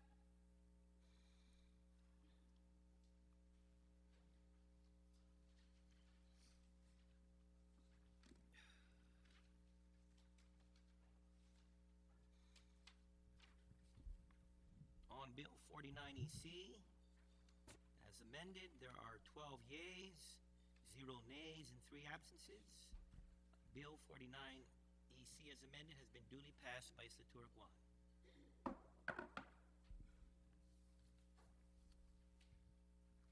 Substitute Bill 109 EC. Bill number 109 EC as substituted by the Committee on Education, General and Omnibus Affairs and amended. Introduced by Tina Rose Munoz Barnes, J.T. Wampat, Judith Paulette Guthers, and others. An act to amend section 3108 of chapter 3, division 1, title 19, Guam Code annotated relative to the hyphenation of surnames upon marriage. Roll call. Senator Blas. Speaker Calvo. For continuation of the Baza Calvo name, yes. Senator Espadon. Speaker Forbes. Senator Guthers. Senator Shijaki. Senator Lohan. Senator Munoz Barnes.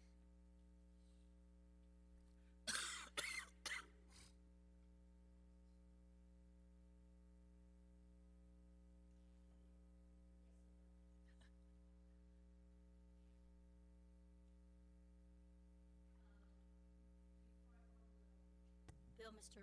Speaker, I just want to note that there may be a technical change that's needed in page 2, line 9. Page 2, line 9. Oh. Yeah, those are technical in nature. We'll have them corrected by legal counsel.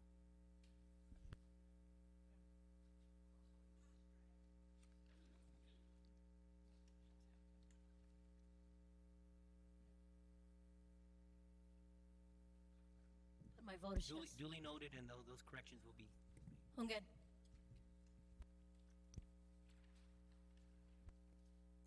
Senator Palacios. Speaker Pangilinan. Senator Respicio. Senator Shimizu. Senator Tenorio.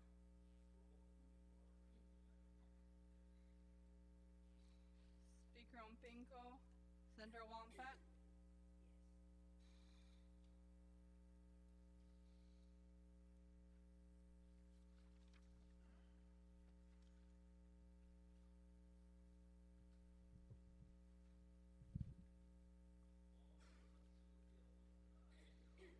Yea, on substitute bill 109, there are 12 yeas, 0 nays, and 3 absences. Substitute bill 109 EC has been duly passed by Satur Guan. Bill number 139. Bill number 139 EC as amended by the author, introduced by B.C. Pangilinan, David L.G. Shimizu, J.T. Wampat, and others. An act to amend section 6 of Public Law 20-189 and section 4 of Public Law 20-133 relative to applying uniform conditions for subdivisions. Roll call. Senator Blas.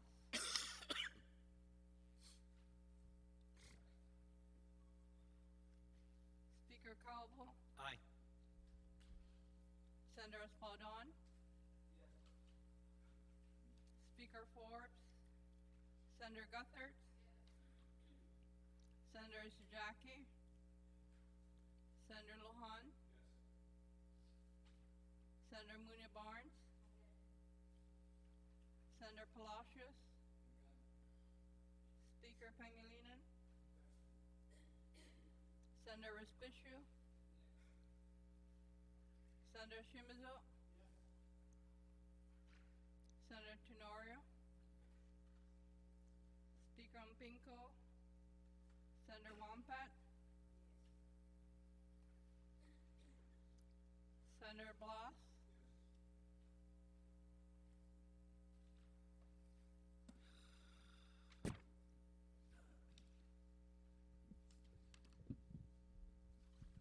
The vote on Bill 139 EC as amended are 12 yeas, 0 nays, and 3 absences. Bill 139 EC has been duly passed by Satur Guan.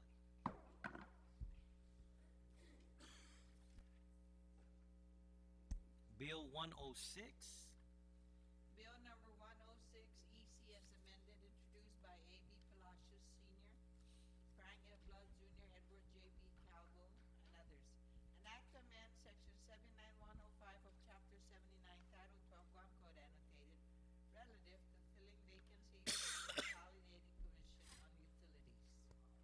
Roll call. Senator Blas? Speaker Calvo? Aye. Senator Espaldon? Speaker Forbes? Senator Gutherts? Senator Sijaki? Senator Lohan? Senator Munya Barnes? Senator Palacios? Speaker Pangilinan? Senator Respicio? Senator Shimizu? Senator Tenorio? Speaker Ompinko? Senator Wampat?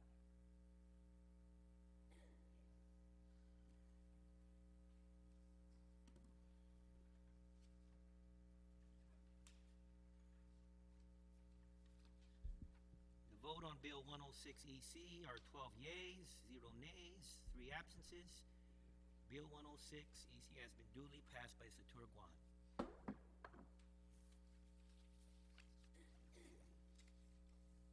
On Bill 116 as substituted, Bill number 116 EC as substituted by the Committee on Education, General and Omnibus Affairs, and amended on the floor. Introduced by Judith Paulette Gutherts, Frank F. Blood Jr., Edward J. B. Calvo, and others. An act to amend section 3103B of Chapter 3 of Title 17 Guam Code annotated relative to the Superintendent and Deputy Superintendent of Education. roll call. Senator Blas?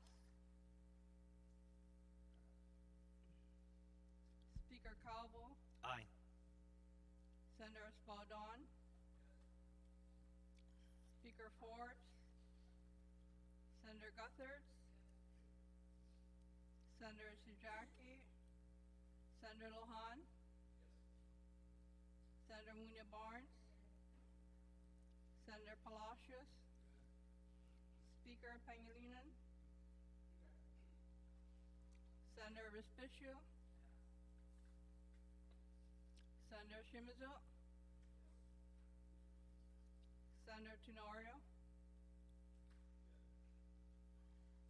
Speaker Ompinko? Senator Wampat?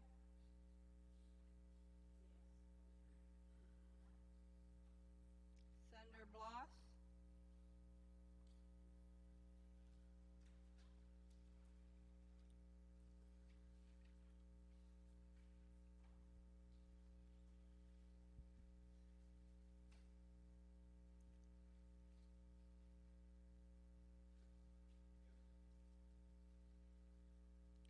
Senator Respicio?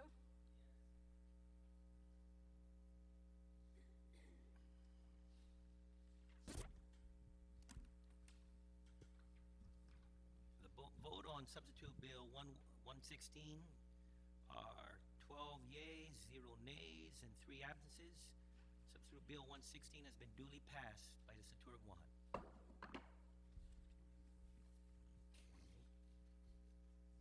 On substitute bill 132 EC, Bill number 132 EC is substituted by the Committee on Education, General and Omnibus Affairs, and as amended.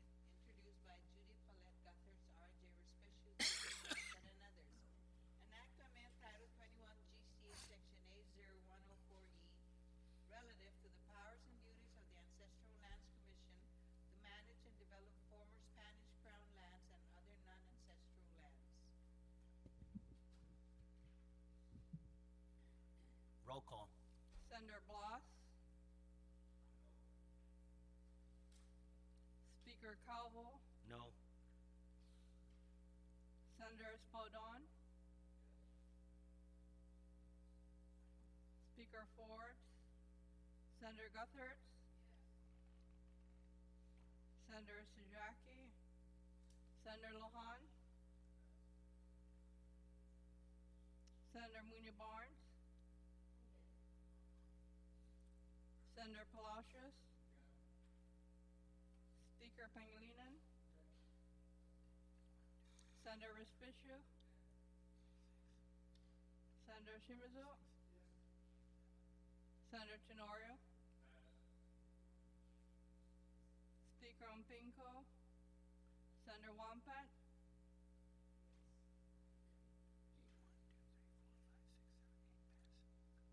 Senator Lujan,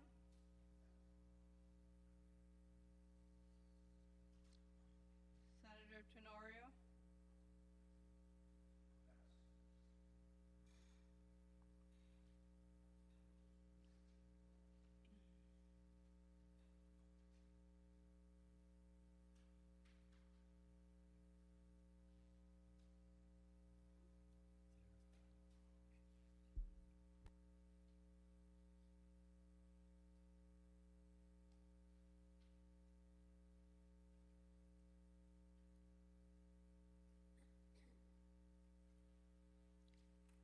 Senator Lujan,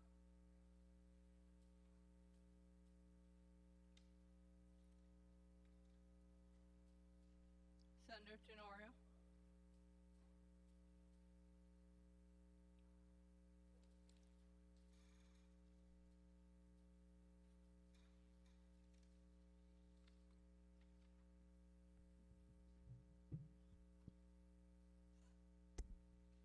The votes on Bill 132 EC are 8 yeas, 4 nays, and 3 absences.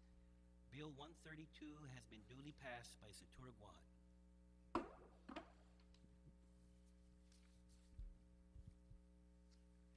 Bill number 120,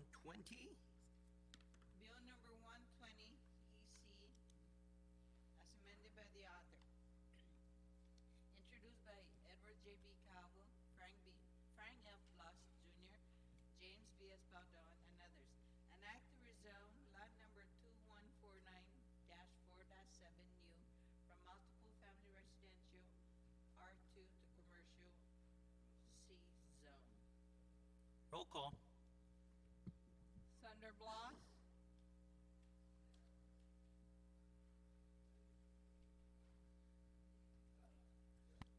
yes.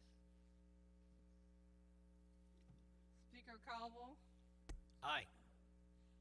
Senator Espaldon, Speaker Forbes, Senator Guthertz,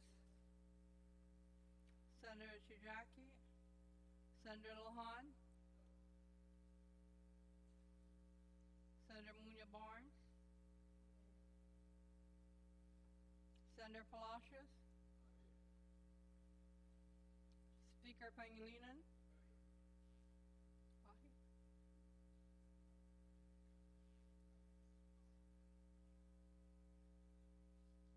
Senator Respicio, Senator Shimizu, Senator Tenorio, Speaker Umpinko, Senator Wampat,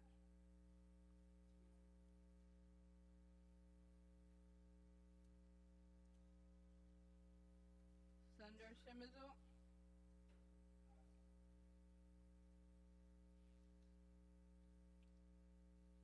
Senator Tenorio,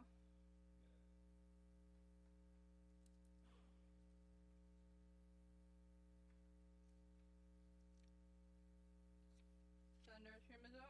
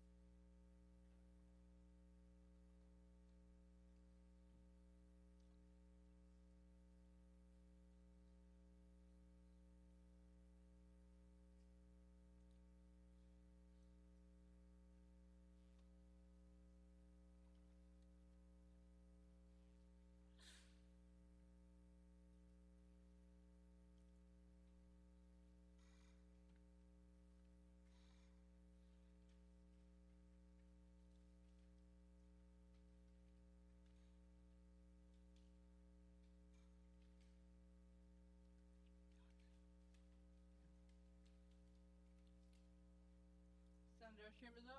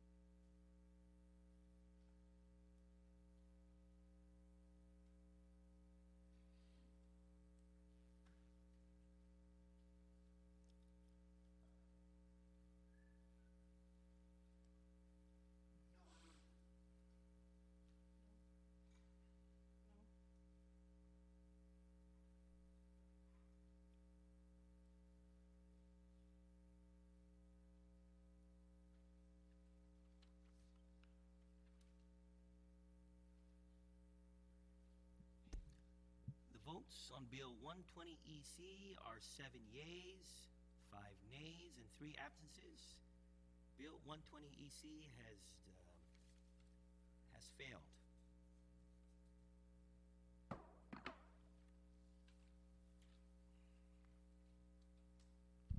Bill 115 EC as substituted.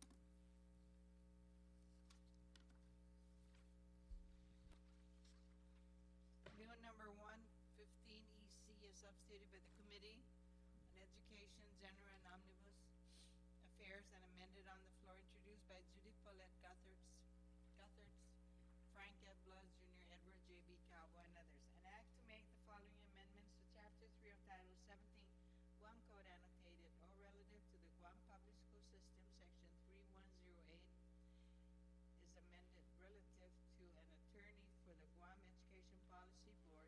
Section 31111 is amended relative to board elections. Section 3115 is amended relative to terms of office of board members.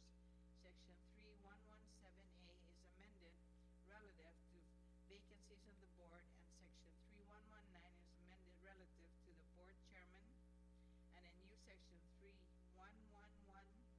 is added relative to staggered elections for board members. Roll call. Senator Blas, Speaker Calvo, Pass. Senator Espadon, Speaker Ford, Senator Guthertz, Senator Shijaki, Senator Lujan, Senator Mooney Barnes,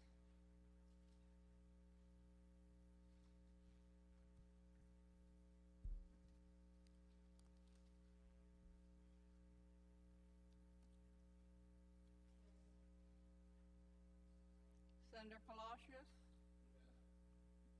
Speaker Pangilinan, Senator Respicio, Senator Shimizu, Senator Tenorio, Speaker Umpinko, Senator Wampat,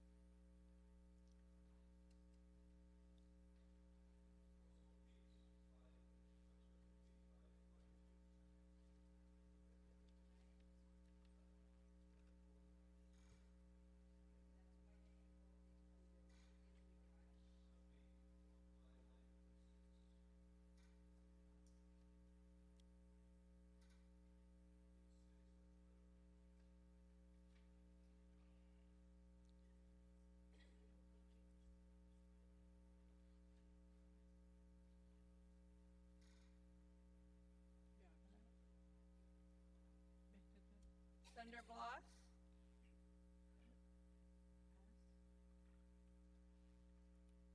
Speaker Calvo?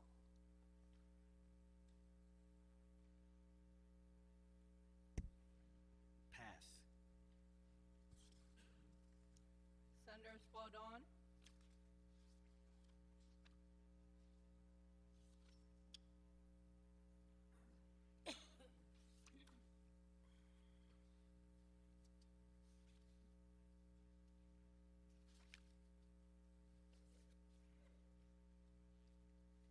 Sorry? Yes.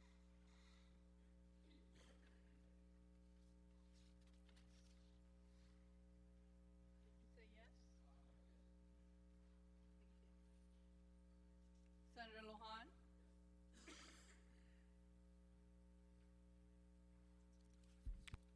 Senator Blas?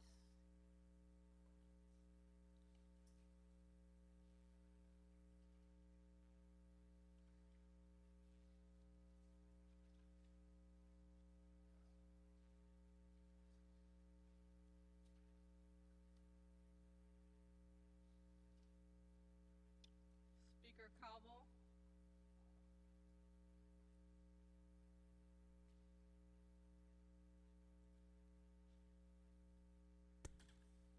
Aye.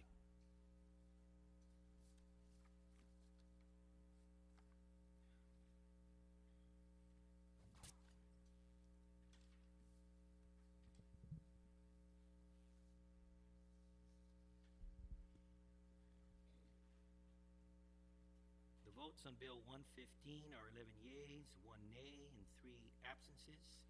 Bill 115 has been duly passed by Legislature Guam. On Substitute Bill 105,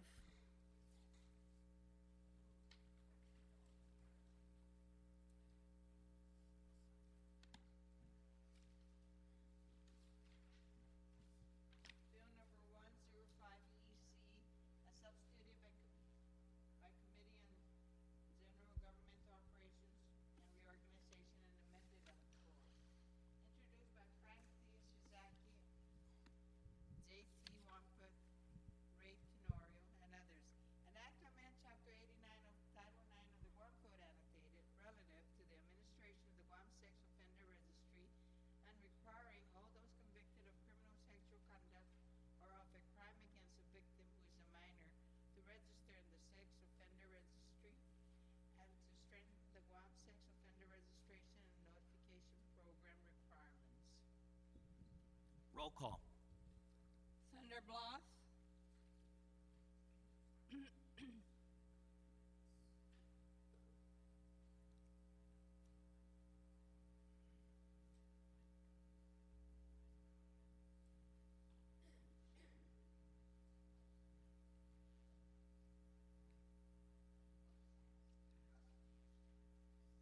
Speaker Calvo?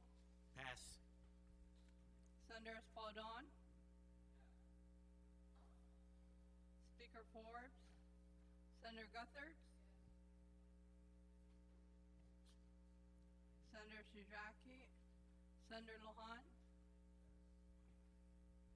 Senator Munya Barnes? Senator Palacios? Speaker Pangilinan? Senator Respicio?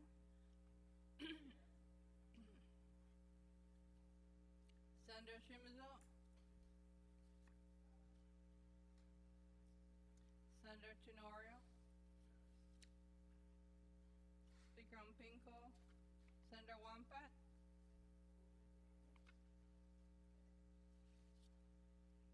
Senator Blas?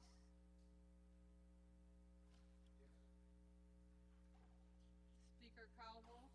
Aye. Senator Espadon?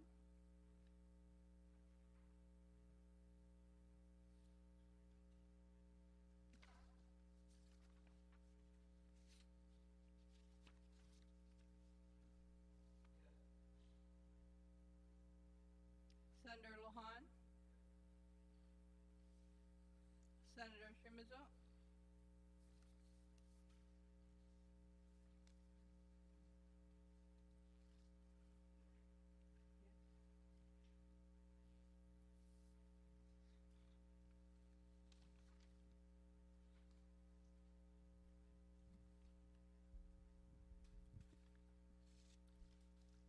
votes on Bill 105 AC are 12 yeas, 0 nays, and 3 absences. Bill 105C EC has been duly passed by the Satura Guam.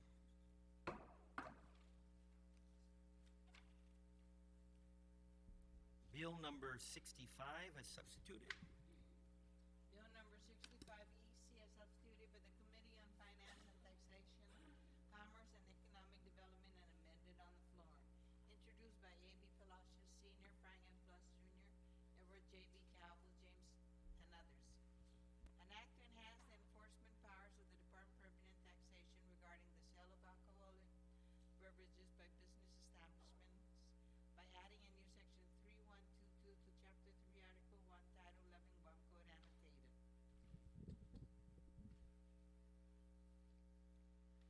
Roll call. Senator Blas? Speaker Calvo? No. Senator Espaldon?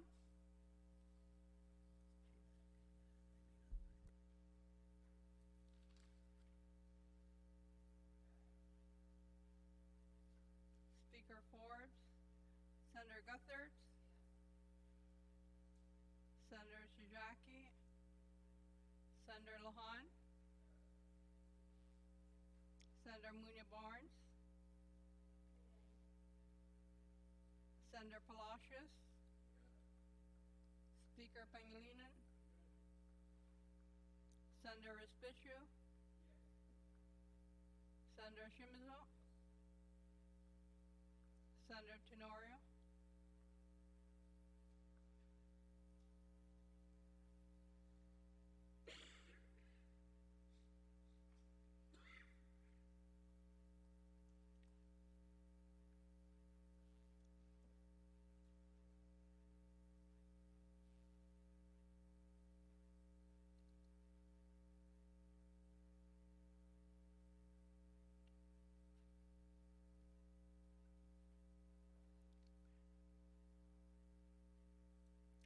Speaker Umpinko? Senator Wampat?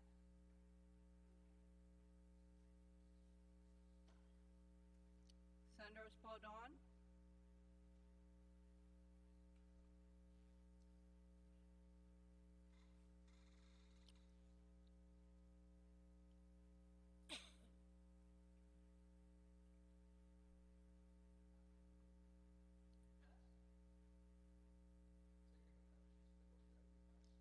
Senator Lohan?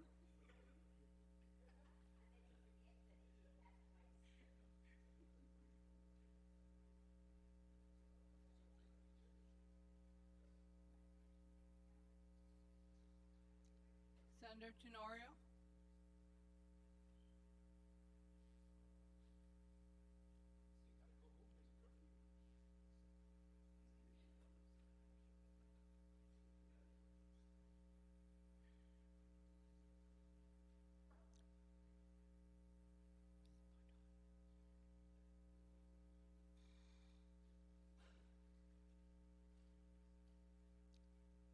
Senator Espaldon?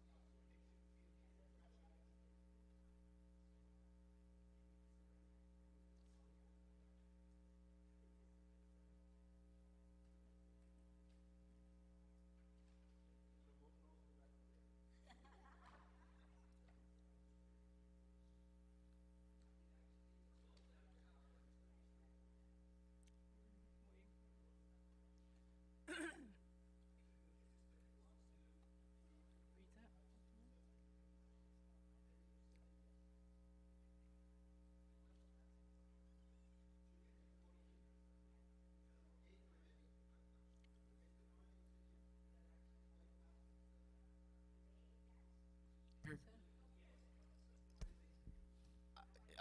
You know, throughout the discussions, of the proceedings, I've always understood this bill and I supported it. However, the language in this version, again, causes me to pause. And that's the only reason why I am pausing. So and I'm not sure whether it was in the original version or if this is a typographical error or a technical error. And that's the reason why I paused to cast a vote. And that's because on page 2, on lines, when you starting at lines 23, basically it says that on-sale licensees shall not sell after 2 a.m. However, except that on New Year's Eve, the selling time shall be at 2 a.m. And on Saturdays and Sundays, the selling time shall be at 4 a.m. So what that tells me is that on most days you can't sell after 2 a.m., but on these days you start selling at 2 a.m. and 4 a.m. And so it causes me to pause to see, to figure out whether that was really. I'm sorry, Senator, we're in the voting file. I understand. I'm disappointed to hear that, but that is as is the bill, and we are voting on the bill. Senator?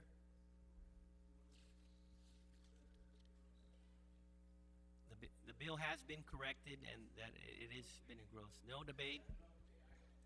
So again, it's a yay or a nay, or a pass. Pass.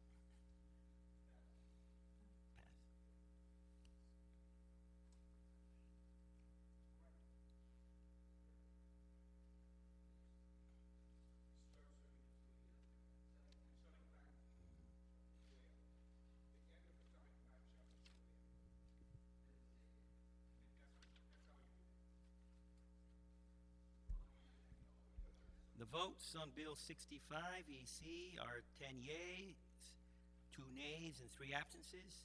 Bill 65 EC has been duly passed by Satur Guam.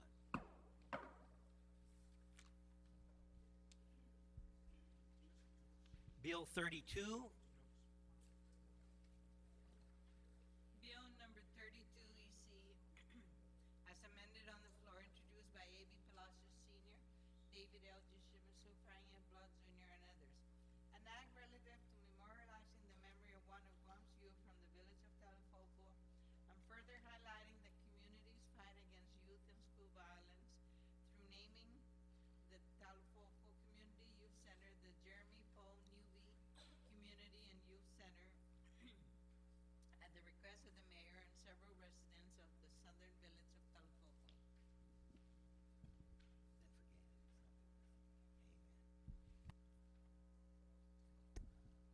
Roll call. Senator Blas? Speaker Calvo? Aye. Senator Espaldon? Speaker Forbes? Senator Gutherz? Senator Shijaki? Senator Lohan? Senator Munya Barnes? Senator Palacios? Speaker Pangilinan? Senator Respicio? Senator Shimizu? Senator Tenorio? Speaker Ompinko? Senator Wampat?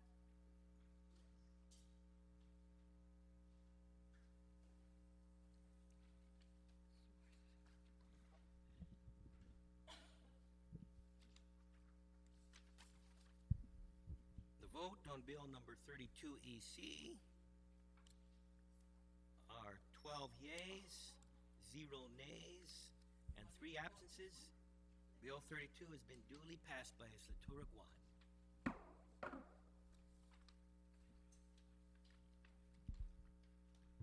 Resolution number 68.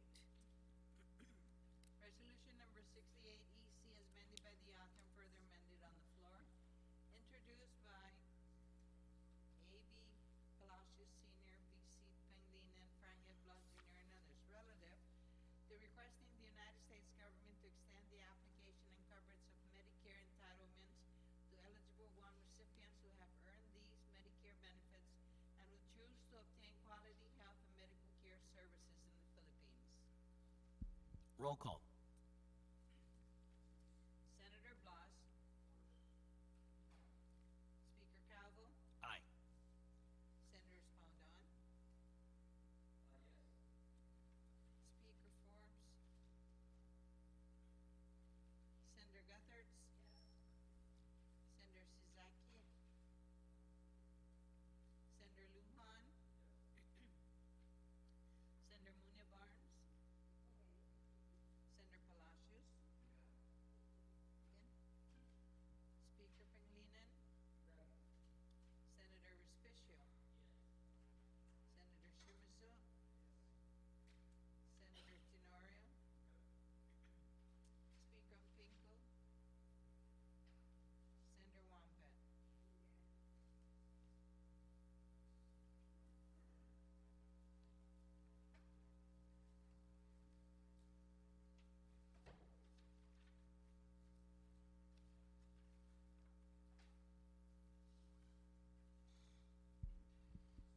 votes on resolution number 68 are 12 yeas, 0 nays, and 3 absences. Resolution 68 has been duly passed by Legislature Guam.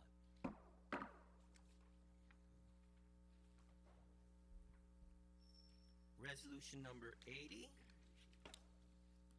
Resolution number 80, LS is amended on the floor, introduced by Judith Paulette Gutherts, J.T. Wampa, Rory Desmispicio, and others. Relative to expressing opposition to and caution and concern regarding the passage of H.R. 3079, the Northern Mariana Islands Immigration, Security, and Labor Act. As introduced, and SB 1634, the Northern Mariana Islands Covenant Implementation Act, to the United States Congress, suggesting that Guam's delegate to Congress request the U.S. Government Accountability Office conduct a report on the expected impact that passage of H.R. 3079 and SB 1634 will cost in Guam and the Commonwealth of the Northern Mariana Islands, and requesting that the United States Mission to the United Nations advise the United Nations Committee on Decolonization of the expressions of the people of Guam contained herein. Roll call. Senator Frank Blas. Speaker Calvo. Aye. Senators Paudon. Speaker Forbes. Senator Gutherts. Senator Shizaki. Senator Lujan. Senator Munya Barnes. Senator Palacios. Speaker Pangilinan. Senator Respicio. Senator Shimizu. Senator Tenorio. Speaker Pinco. Senator Wampat.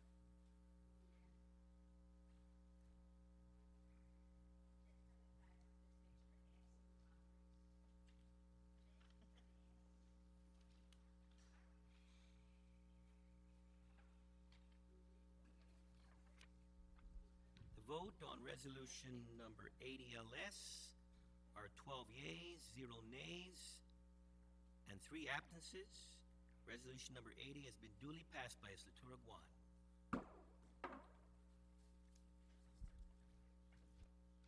Okay.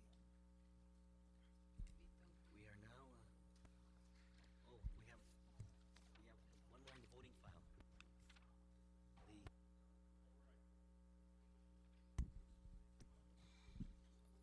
Notwithstanding objections of Imagalahin Guam, the matter of vetoed bill number 61, and should the legislature override the governor's veto on bill number 61 EC. Roll call. Senator Blas. Speaker Calvo. Aye. Senators Paudon.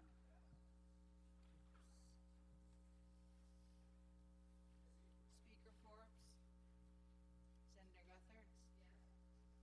Senator Shizaki. Senator Lujan. Senator Munya Barnes. Senator Palacios.